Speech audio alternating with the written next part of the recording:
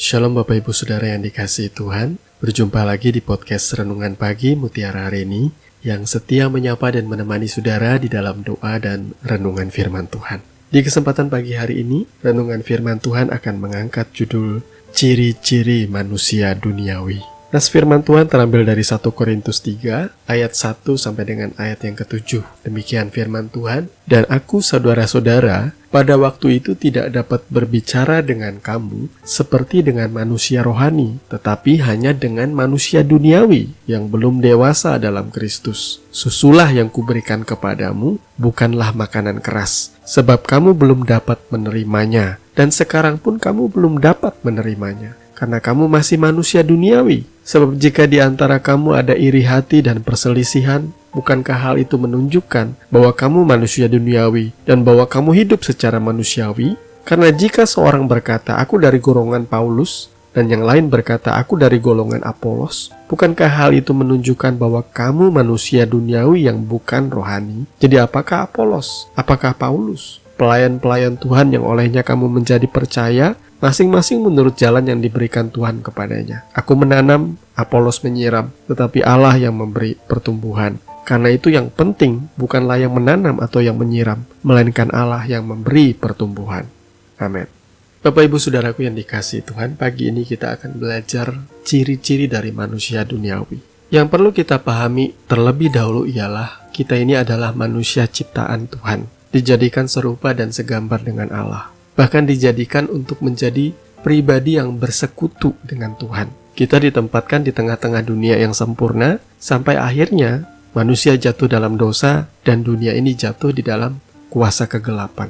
Dunia ini cemar, dunia ini rusak, dan segala keinginan-keinginan yang ada di dalam dunia ini menarik manusia dari persekutuannya dengan Tuhan, menjadi manusia-manusia yang duniawi. Karena iblis tahu, cara untuk menyakiti Tuhan ialah dengan cara membawa sebanyak-banyaknya anak-anak Tuhan, manusia ini, untuk mencintai dunia. Karena pada akhirnya, nubuat di dalam Alkitab kita berkata bahwa dunia ini akan dihancurkan oleh Tuhan, bersama-sama dengan manusia yang mencintainya, mencintai dunia ini tentunya. Level yang paling rendah dari manusia duniawi ialah mereka hidup menuruti segala keinginan daging, keinginan mata, dan keangkuhan hidupnya. Sebagaimana firman di dalam Kolose 3 ayat 5, "Karena itu matikanlah dalam dirimu segala sesuatu yang duniawi, yaitu percabulan, kenajisan, hawa nafsu, nafsu jahat, dan juga keserakahan yang sama dengan penyembahan berhala." Kenapa hal-hal tadi itu disebutkan sebagai penyembahan berhala? Apakah itu penyembahan berhala? Penyembahan berhala itu ialah ketika kita membiarkan hal-hal lain menjadi pusat dari keinginan dan ketergantungan seseorang, sehingga orang itu tidak lagi bergantung atau beriman kepada Tuhan itu sendiri. Segala sesuatu yang kita utamakan, yang kita andalkan, yang kita inginkan lebih daripada Tuhan, itu sudah menjadi berhala dalam hidup kita. Sebagaimana hukum kasih berkata, "Kasihilah Tuhan Allahmu dengan segenap hatimu, dengan segenap jiwamu, dengan segenap akal budi kekuatanmu." Kalau dengan segenap itu berarti tidak ada ruang lain yang menjadi nomor satu di dalam hati dan pikiran dalam hidup kita selain daripada Tuhan.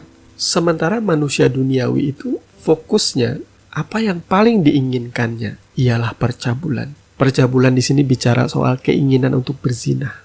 Hal ini sangat wajar kita hidup di dunia. Ada racun-racun dunia ini yang merasuk di dalam pikiran kita, merangsang dan menggoda kita untuk berzina. Yang kedua, kenajisan. Kenajisan ini bicara soal dosa seksual yang menyimpang, yakni dosa homoseksual atau LGBT. Kemudian hawa nafsu. Keberadaan setiap manusia itu di dalam dirinya memang ada yang namanya hawa nafsu. Hawa nafsu akan makanan, minuman, hawa nafsu akan seks, hawa nafsu akan kesenangan-kesenangan. Kemudian nafsu jahat. Nafsu jahat ini berbicara ada keinginan-keinginan jahat di dalam hati kita untuk melakukan suatu tindak kriminal atau kejahatan, dengan fokus untuk menikmati dunia ini. Kemudian yang terakhir itu bicara soal keserakahan. Serakah, rakus, tamak, keinginan bergelora untuk pengen kaya, dan itu menjadikan fokus seseorang Tuhannya ialah kekayaan atau mamun, bukan lagi Yesus. Itu jelas sama dengan penyembahan berhala. Hal-hal yang saya sebutkan tadi ialah ciri-ciri dari manusia duniawi. mereka dikuasai oleh hal-hal itu. Mereka bangun tidur, yang dipikirkannya cuma itu. Hari-harinya, apa yang dilakukannya cuma itu. Ketika ia mendengar orang menyampaikan kebenaran firman, langsung ia cibir. Sok suci, kita ini masih hidup di dunia. Semua kata-kata itu ia ucapkan untuk membenarkan keduniawiannya. Sementara firman Tuhan berkata itu harus dimatikan, tidak boleh jadi fokus. Carilah dahulu kerajaan Allah dan kebenarannya, maka semuanya itu akan ditambahkan kepadamu. Kemudian Paulus menambahkan di dalam suratnya, bahwa aku tidak dapat berbicara dengan kamu seperti dengan manusia rohani, tetapi dengan manusia duniawi yang belum dewasa di dalam Kristus. Paulus berkata bahwa ia tidak bisa memberikan makanan keras, ia hanya bisa memberikan susu.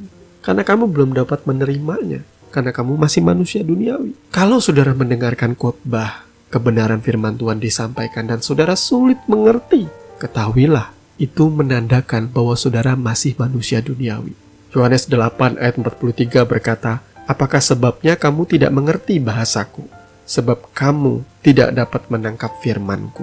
Itu yang Yesus katakan kepada orang-orang Farisi dan ahli-ahli Taurat. Setiap kali Yesus menyampaikan kebenaran firman, mereka tidak mengerti. Mereka malah menyimpulkan hal-hal lain menurut logika mereka yang sangat pendek. Mereka tidak mengerti hal-hal surgawi.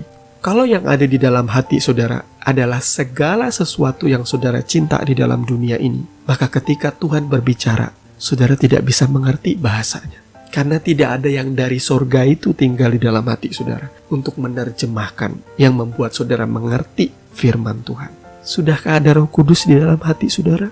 Roh Kudus ini adalah penuntun hidup kita. Ia adalah kompas kehidupan yang membuat kita mengerti akan perkataan-perkataan surgawi, akan isi dari kitab suci. Kalau ada di antara saudara yang bercanda seperti ini, oh mari kita membangun sebuah gereja di mana kita memuliakan dan menyembah Tuhan. Tapi selesai ibadah, kita makan minum, mabuk-mabukan, minum minuman keras. Gereja kita bebas. Saya nggak bisa membayangkan. Sementara orang mengenal dan mengasihi Tuhan, tapi mereka masih hidup mengasihi dan mencintai dunia ini. Itu menandakan justru kamu manusia duniawi. Dan yang terakhir, Rasul Paulus berkata seperti ini, untuk menunjukkan kepada para pendengarnya bahwa mereka masih manusia duniawi. Ialah ketika mereka berkata, aku dari golongan Paulus, aku dari golongan Apolos. Saudara, kalau sampai hari ini menganggap diri saudara hebat, oleh karena engkau bergereja di mana? Oh, aku gerejaku di gereja Protestan. Oh, aku gereja karismatik. Oh, aku gereja Injili. Aku di gereja Katolik. Aku yang diselamatkan.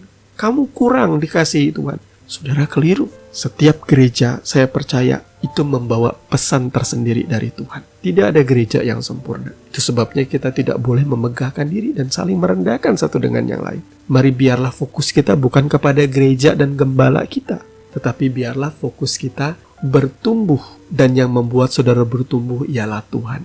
Jadikanlah Tuhan itu fokus dalam hidupmu. Saya selalu memfokuskan hati saya bahwa saya ini adalah seorang hamba Tuhan. Maka biarlah fokus saya bukan pada gereja saya, tetapi kepada Tuhan. Sehingga ketika gereja saya mengalami sebuah kasus, atau pendeta saya tiba-tiba tersandung oleh karena sebuah dosa yang memalukan, saya tidak kecewa dan menolak Yesus. Karena selama saya beribadah, saya nggak pernah fokus kepada orang, kepada manusia. Jadi saudaraku yang dikasihi Tuhan, mari kita sama-sama menanggalkan dan mematikan segala sesuatu yang duniawi di dalam hidup kita. Tuhan memberkati firman-Nya, mari kita berdoa. Bapa, di dalam nama Tuhan Yesus, kami mengucap syukur pagi hari ini Engkau sudah berbicara, menegur dan mengajarkan kami. Agar kami menanggalkan dan mematikan segala sesuatu yang duniawi, yang sama seperti penyembahan berhala, yang kami utamakan, kami inginkan lebih daripada Engkau Tuhan. Biarlah segala sesuatu yang berasal daripada Tuhan, segala yang baik, segala yang kudus, segala yang suci, segala yang sedap dan baik didengar, semuanya itu yang kami cari. Kami mau mencari kehendak Tuhan dan berjalan di dalam kebenaran firman-Mu setiap hari. Terima kasih Bapa. Di dalam nama Tuhan Yesus kami berdoa. Amin.